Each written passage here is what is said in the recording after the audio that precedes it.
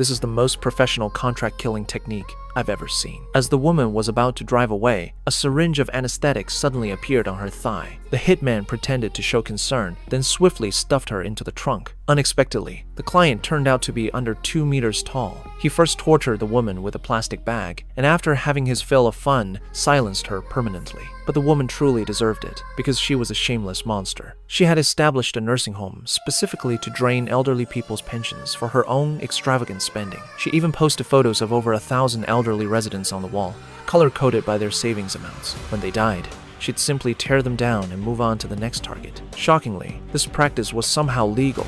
One day, Mary, accompanied by her assistant, Anna, targeted Kelly, who lived in a countryside villa. Kelly was over 70, but had no medical conditions. However, Mary bribed corrupt doctors to produce a diagnosis stating Kelly couldn't care for herself. Based on this documentation, she then petitioned the local court to have herself appointed as Kelly's legal guardian. When Mary showed up at her door with the paperwork, Kelly was completely bewildered. She was perfectly healthy. How could she be deemed unable to care for herself? Kelly naturally refused to leave, but Mary threatened that refusing would be defying a court order. Kelly glanced at the police officers on the street and had no choice but to obediently follow Mary. Kelly was sent to the nursing home and forcibly had her phone confiscated. By the time Kelly realized she lost her freedom, it was too late. The man practicing gymnastics was named William. Despite being under 2 meters tall, he was a demon everyone feared. Yet, privately, William was a docile, devoted son who would select expensive pastries every week to meet secretly with his mother Kelly in an underground parking garage. What he never expected was that Kyle, who was supposed to pick up Kelly,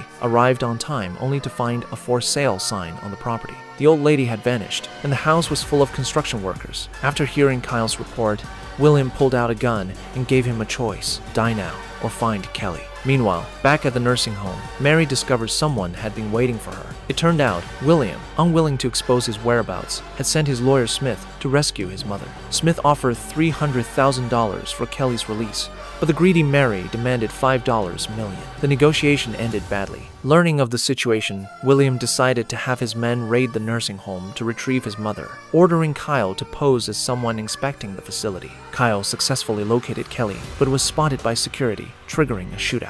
Kyle immediately ran toward the exit with Kelly, but unfortunately, Mary had been waiting at the door and successfully intercepted Kelly. William watched helplessly as his mother was taken away again. At that moment, William swore a deadly oath. Mary was as good as dead. Not even Jesus could save her.